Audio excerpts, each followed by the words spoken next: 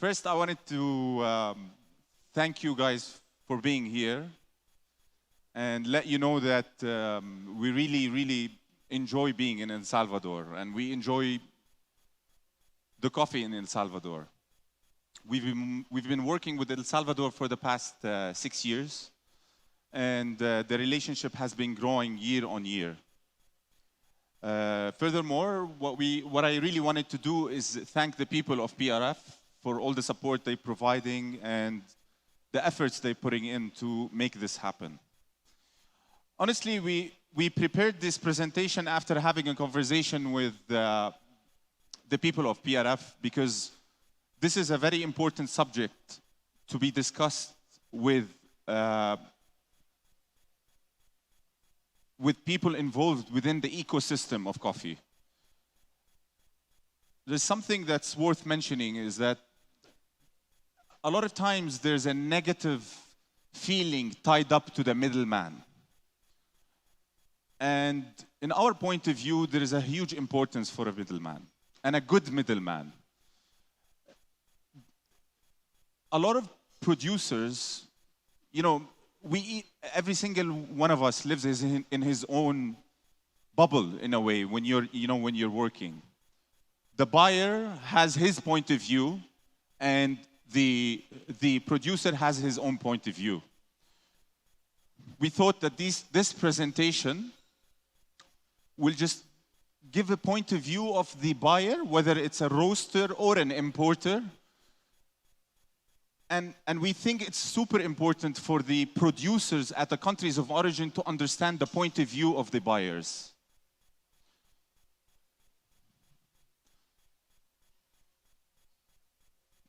From the producer's point of view, there are certain challenges that they face.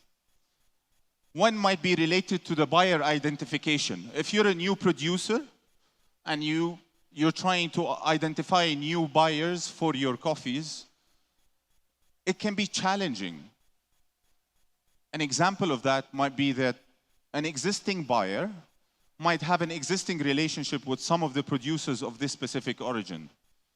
And honestly, most of the time, if you like to work with the same people that you worked with before, because you're developing a trustful relationship and you're building it over time. So if you're a new producer that's coming into the market, this might be a challenge for you. Price discrepancies, it's a very important point. We've noticed as buyers of coffee, whether we wear the importer's hat or we're actually roasters, that there is a mismatch between the prices asked in some cases by the producers versus the qualities of coffees we have. That's something very important. I think one of the most important things for the producers to keep in mind, and it's a very good activity to have, is to cup different coffees at different price levels and understand where would their coffees be positioned within the price spectrum in relation to this. Because honestly, in some cases, when you're gonna shoot in the dark without knowing how much to charge for the coffee, it can have a bad effect for you as a producer. What I'm trying to say is that in some cases, when the producer overprices for the quality of coffee he's offering, there might be two things that can happen. First, that buyer might buy from you one time and he'll never buy from you again, because he'll end up finding out that you overpriced him with the coffee. Second, that buyer might be a very knowledgeable buyer. He might be buying from Guatemala, Honduras, El Salvador, from different origins.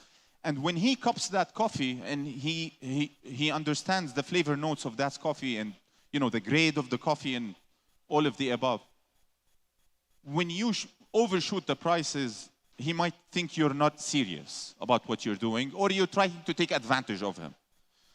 Look, we're based in the Middle East. Geographically, exactly, we're based in Dubai. When most producers hear Dubai, they think that we step on the ground and money comes out. And they get excited because you're based in Saudi, you're based in Dubai, you're based in one of the Middle Eastern countries, and you guys have a lot of money, so you must charge a lot.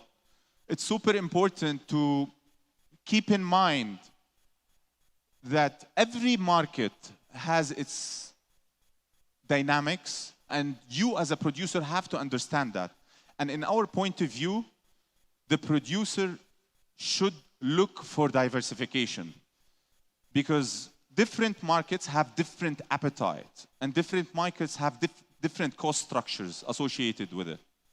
Furthermore, one important point that it's worth mentioning is that you have to understand your buyer and his business activity. Your buyer might be a green coffee guy. That means he's moving volumes with a low margin. That's totally different than a guy that has 10 different cafes and he's serving a coffee by the cup. This guy might be able to pay a bit more when it comes to coffee just because he can protect himself with the margins that he's having. You as a producer, it's very important for you to understand these points, because you need to understand the buyer that you want to have. Not only you want to diversify yourself from a perspective of having buyers in different geographies, it's very important to understand and diversify yourself at buyers that have different business activities, because this will help you manage risk in relation to the market where your client exists. Climate change, it's evident from all our travels, from what we're seeing. For example, in Uganda, we saw massive issues related to soil erosion, and usually the farmers told us that this is mainly, in a lot of cases, related to climate change. Furthermore, in some areas in Uganda, they used to predict or understand when is it going to rain, so they can prevent, when they're drying the coffees, they can prevent the coffee being wet while they're drying it. They can't predict it anymore. Weather is not predictable anymore for some of the for some of the farmers that have limited, resources. We have to keep in mind not all producers are at the same level from a resource perspective. Country-specific issues. I'm sure this is very clear. El Salvador might be facing totally different issues in relation to, farming and coffee versus Colombia or versus Brazil, where you can have frost or you can have various matters that related to yields and coffee production. It's very important to communicate these things in a transparent manner with your buyers. Super important. The pandemic had shown us that massive issues in relation to global shipping and freight costs. I'm sure if you've exported coffee out of El Salvador, you know what happened. We had coffee, we had some containers during the pandemic that did the tour around the world, looking for the containers all over. And for a buyer, it's a massive issue, guys, because for us, it's a cash flow game. So we're buying the coffee, we're paying the coffee cash against documents. Let's say that's the agreement, that you're paying cash against documents. Think of the cash cycle, money. You pay, coffee leaves El Salvador, coffee is being shipped. Every day is money for us, because this is not money that we can be utilizing to repurchase coffee and cover our costs and make a profit and pay the debt fees, all of the above.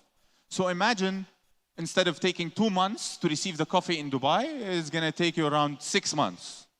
By the time it arrives, you're storing these containers. By the time you'll be able to flip this container, sell it to the buyers, and keep in mind, every market is different. Dubai might be not as mature as the US market or the European market. So that means there is much more effort being placed by the importer or roaster to educate the market about the coffees that had just arrived.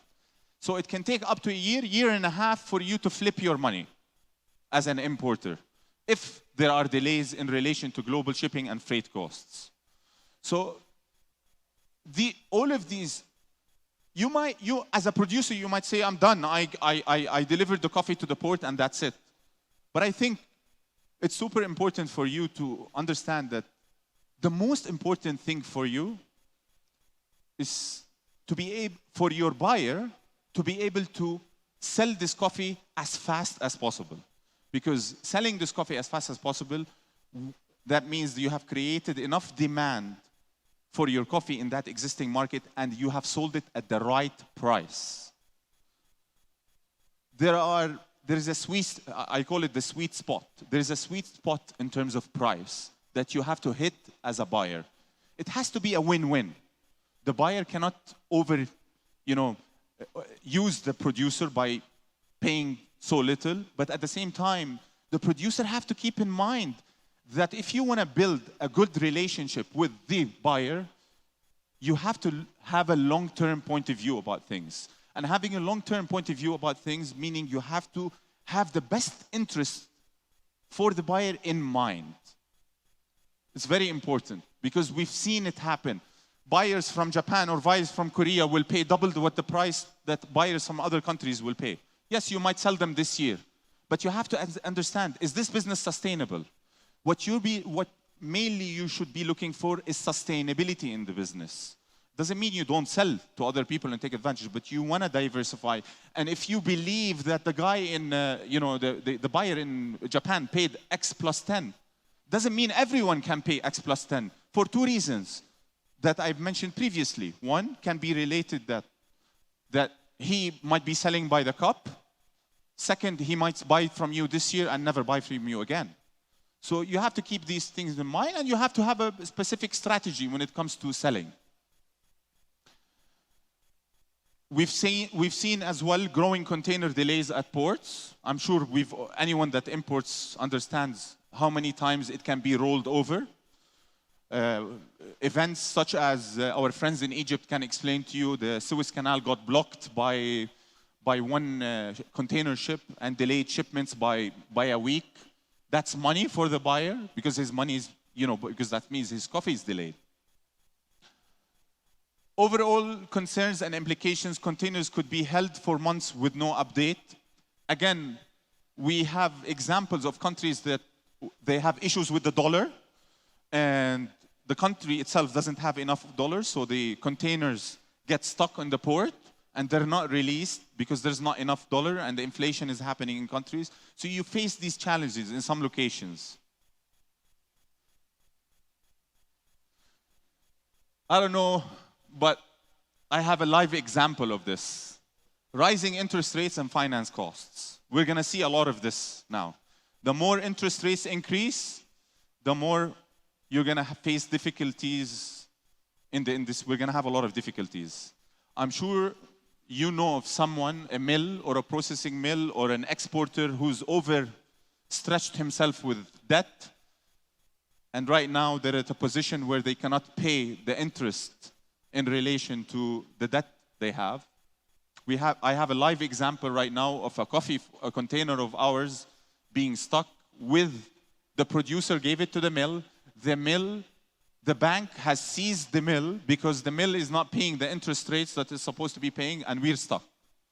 Our coffee is not being released and we're not being able to get the coffee. And I'm telling you, be careful of that. Buyers, be careful of that.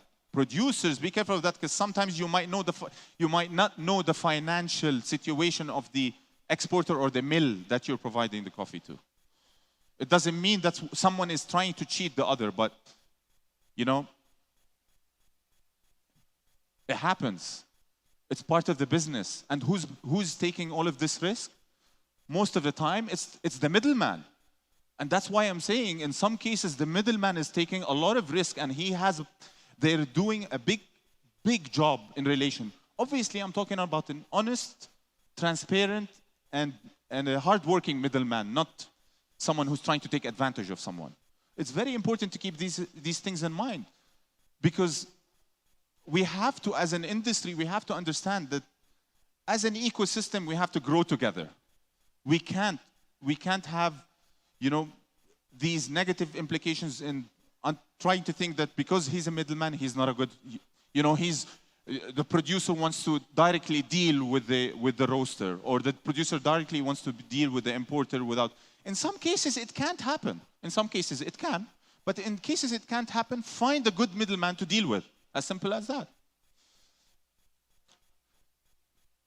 Growing inflation and cost of goods. Again, countries that use fertilizer, countries that they do understand.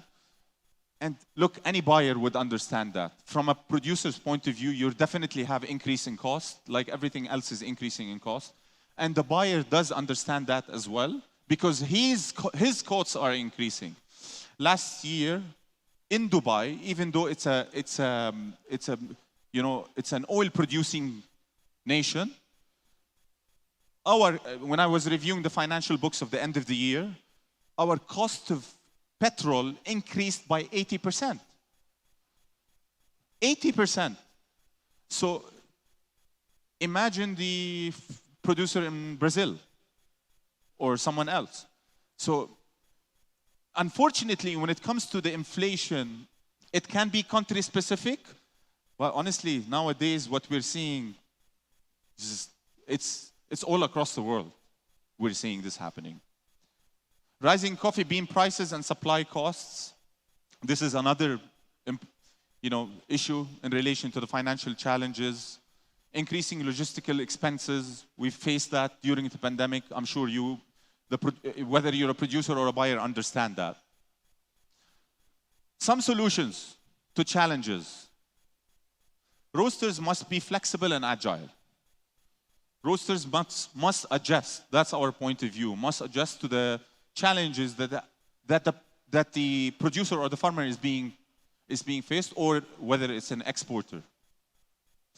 Manage inventory to hedge risk against disruption. Easier said than done. When it comes to cash flow, we know the issue with cash flow, but you try your best to do so. Definitely cover coffee supply gaps with spot purchases. We've seen that. During the pandemic, we've seen a lot of roasters that approached us to buy from us spot. Honestly, when the pandemic first happened, there was unclarity. We didn't know what was going on. But then we started noticing that because of delays in shipments, some local roasters were running out of coffee. So they would, a roaster with a lot of inventory took advantage of that. Or if you're an importer with a lot of inventory, you can take advantage of that. And it can be good because you can start a good relationship with someone based on that. And furthermore, I think this goes to reinforce the importance of a middleman as an importer. Have good relationships with your importers, even if you're buying from origin. With your local importers, have good relationships, because you never know what happens. Never know what happens. And to be honest with you, another point I want to say is that whether any type of business you're in, have a positive mindset. Always be optimistic about things. And honestly, this is the pandemic, what it taught us. We had a lot of inventory, and all of a sudden, all the cafes are closed, everything is closed, but we continued going. And in 2 to 3 months, everything started opening up, and there was massive demand, and what we thought was bad became very good. So always have a positive mindset about things, because you never know what can change and what can happen. And you have that by having a good relationships with the producers, with the importers, across the ecosystem, so you can all grow together. Seek a win-win solution with producers. I'll just give an example of this. What we did in a lot of cases with producers that we trust, we said, okay, we know that the cost of financing is increasing. We can help in circumstances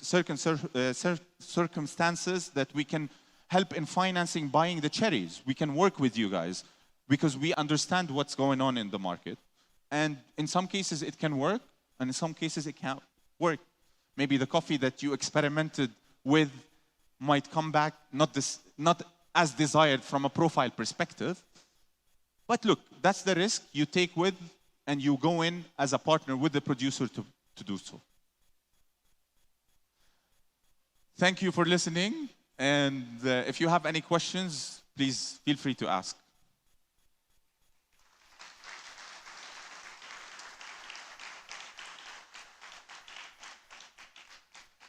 All good, please.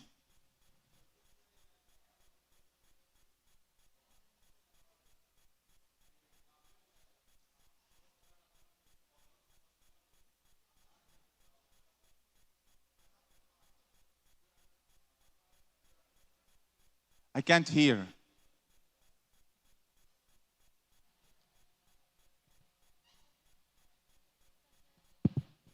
I'm not agree with you when you say that a lot of the times the middlemen are the one who lost the most money, maybe in some cases. But what about, I'm a producer, we are producers, we export and we roast our own coffee. It's Anticonquista Café is the name of my company. Yeah. My farm is in Guatemala. But the thing is, and we have been seeing this, when a middleman have contracts with farmers that I know, and something happened about, for whatever reason, like a pandemic or whatever, if someone, let's say, like have a contract for like 3 containers of coffee, right, that they had this contract with the producer that he's gonna receive in the United States, whatever part of the other country, you say that maybe the middleman is the one who lost that much money. And I don't think that. I feel like the producer will lose money because if something happened to that container, for whatever reason you don't receive your coffee, you're not gonna continue, you know, like you're not gonna continue buying for this particular producer, even though it's his not fault. Or we have been seeing into like some companies in the United States, where I live right now, who has been like even like breaking contract with producers, contract that they already have, and that's what I feel like I'm not agree with. Look, you I didn't understand everything you're saying, but the context you're saying is that, first of all, I never said that that the middleman, I'm saying finding a good middleman can be advantageous. But if you can do it by yourself, it's okay. You can do it by yourself. Second of all, in the sense, it depends on the transaction, how it's made, how you structure the transaction. If the middleman is already paid for half of the coffee and you fail to deliver, then you're screwing the middleman. You get my point? So it depends on the structure of the transaction that you have. In your case, if you had agreed to supply 3 containers, and yes, the middleman can be a bad guy as well. But what I'm trying to say is that that misconception that all middlemen are not good for the industry is wrong. Because in a lot of cases, middlemen can do a good job. And to achieve that good job is about communication. You have to communicate your worries, both sides, and try to reach an agreement. In some cases, you might not reach an agreement, but at least you're both transparent with each other.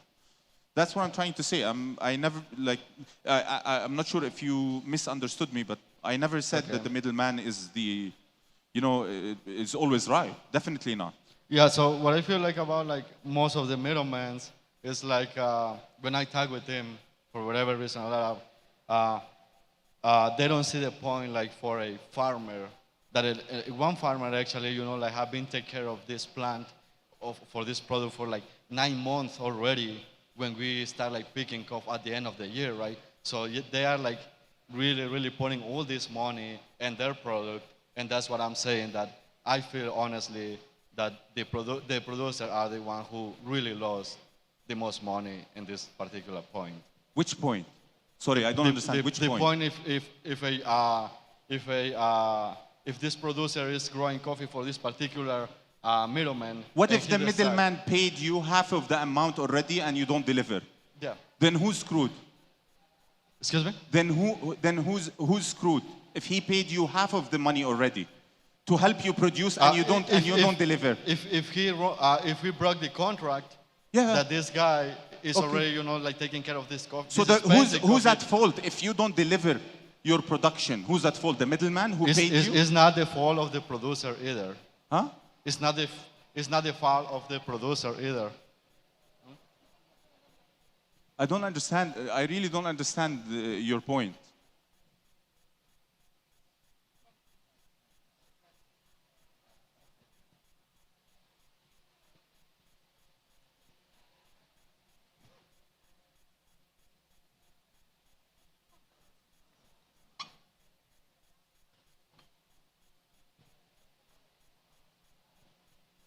Okay. Hey, thank you for your talk. I really appreciate it. It was really good. Sometimes I regret the idea that we refer to this as an industry or that our product is a commodity because it dehumanizes people. Yeah. It can dehumanize the producer. It can dehumanize the processor. Yes. It can dehumanize the buyer. And what I took from your conversation today is that it is essential to build real relationships with 100%. people. 100%. And that I understand you and your needs, and that you understand me and my needs. 100%.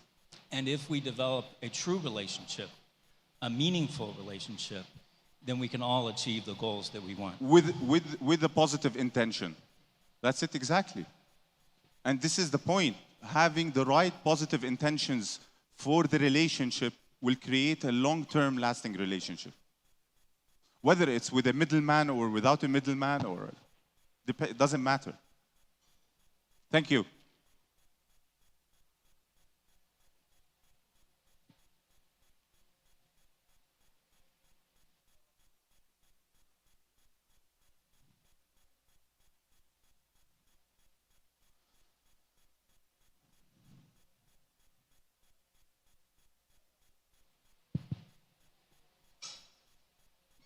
Assalamu alaikum. Thank you, Walaikum Mohamad, salam. for this wonderful. You touched points on. You touched the nerve, really, because us as roasters in the Middle East, we face a lot of issues, but we resolve them through engagement, through collaboration, through talks. And touching on my esteemed fellow guests here, point as well is the importance of building that relationship between the roaster, importer, and the producer as well. When we sell coffee, and when you at Cypher Coffee sell coffee, you're not just selling the commodity itself. Yes. You also share the content behind what went into that coffee, the community work that these producers put into, the level of effort that goes into this. And sometimes, if not most of the time, that effort, including myself and at Shifra, and you agree, we don't put enough effort to convey that message completely. Yes.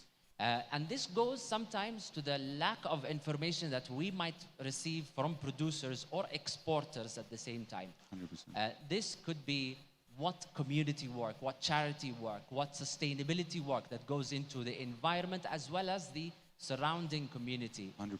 What would you feel could be a potential, I wouldn't say a solution, but at least a step forward towards resolving this lack of content, especially in Arabic language?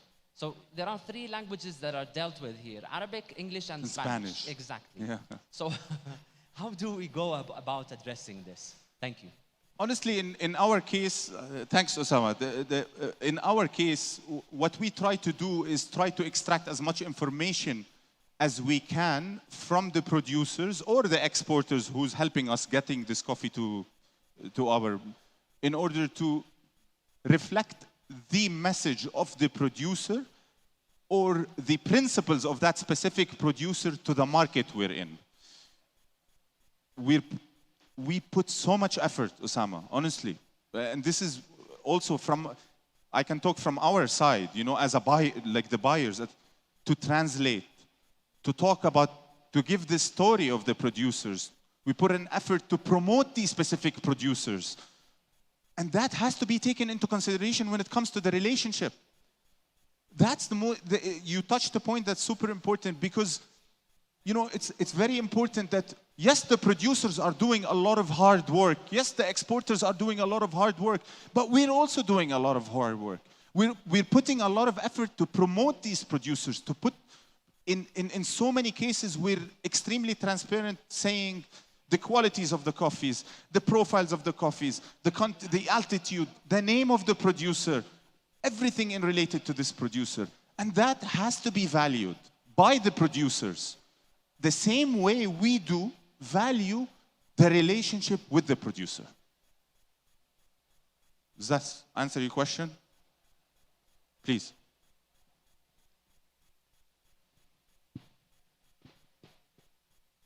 I'm coming.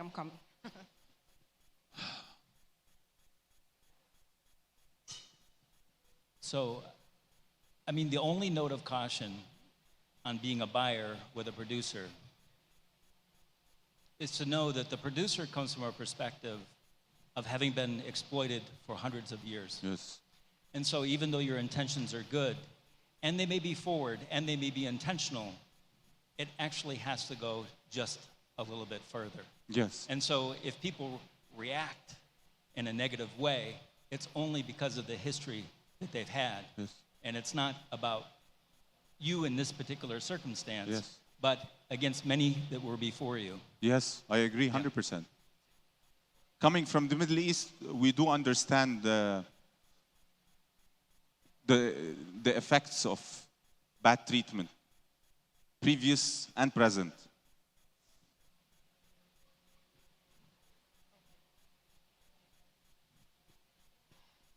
¿Puedo hacer en español? ¿Hay alguien que le traduzca? Sí. Ok. Edgar Carrillo de Honduras, de Pacayal Coffee. Un gusto, gracias por todo tu apoyo. Y conozco la industria desde ser un trabajador en la finca, pasando por ser un productor y ahora ser exportador. Conozco todos los eslabones. Cuando yo era trabajador, pensaba que el productor tenía el dinero. Cuando era productor, pensaba que era el intermediario. Después fui intermediario y pensaba que era el exportador. Y así sucesivamente. Es nuestra perspectiva muchas veces. Pero gracias por tu ponencia, porque eso nos dice que lo que queremos que desarrollar es una comunidad. Okay. Yeah. ¿De nuevo? Ok. Conozco la industria desde ser trabajador, pasando por ser productor, hasta ahora que somos exportadores. Y cuando era trabajador pensaba que el siguiente en la cadena era el que tenía el dinero o el que tenía el negocio. Y luego me fui dando cuenta que cada eslabón tiene sus retos, sus problemas, y que lo que debemos de hacer es exactamente lo que acabas de decir. Crear una comunidad de mutua ayuda, unirse con los pares, con quien más nos conviene. Y realmente tu ponencia nos dio algo muy importante, y es cómo mitigar el riesgo en cada uno de los eslabones de la cadena. Todos somos importantes. Y mi pregunta es para ti, ¿qué más podemos hacer como productores o como miembros de esta cadena para poder generar mayor bienestar al último en la cadena, al productor y trabajador y al tostador en el otro eslabón? Porque nosotros estamos en medio. Gracias. Very good points. What the gentleman just said. This is what we need to do. This is what we need to do. Communication. Communicate in a transparent manner your worries to the buyer, and vice versa. Listen to the buyer and reach a midpoint, reach a win-win situation. It is achievable. We are doing it. It is achievable. Some of the people sitting here are actually our partners, and they know that we try to reach a middle point always. Understanding both positions and working together with good, clear intentions will create a win-win situation.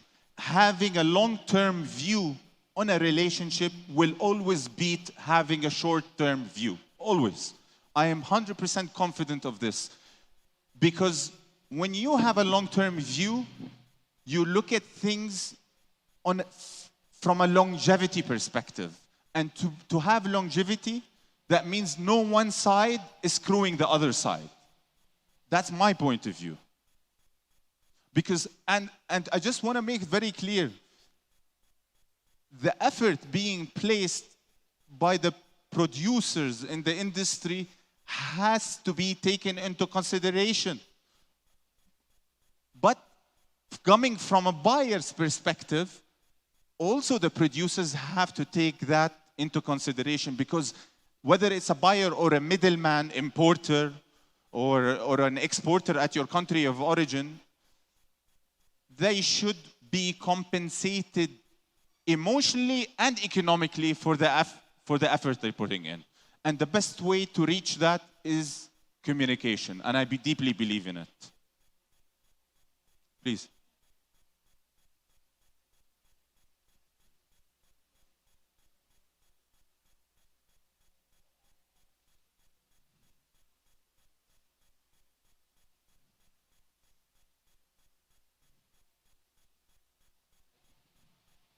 So, I agree with everything so far, but the producer wants you to ask these questions.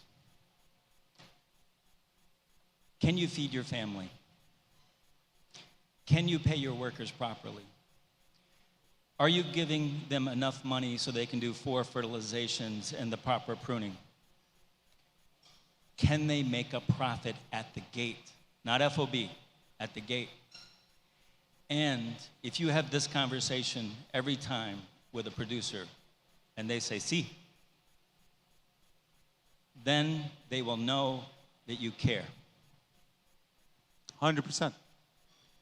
That's it. So basically, again, when you communicate in a good manner and he gives you the price with a clear heart of what he's looking for, taking into consideration these cost perspectives, you will communicate. Again, I tell you the buyer's perspective, because everything is relative in life. Okay? The producer has his cost items to be taken into consideration, and the buyer has his cost items taken into consideration. And the buyer as well, both parties have to look for the longevity of the relationship. So good communication will put him in a position where he can explain his needs and requirements, and you can explain yours, and you can reach a midpoint, and it can be successful. I can tell you that this is super important.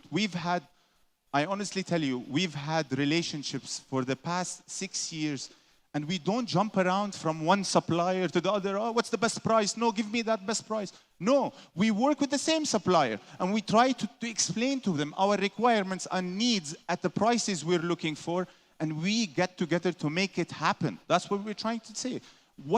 In some circumstances, you might not know the requirements of the producer, so the best way towards it is to communicate with them. This is what we're trying to say. And I hope that covers all the cost and the profit for him to live a better life for the future.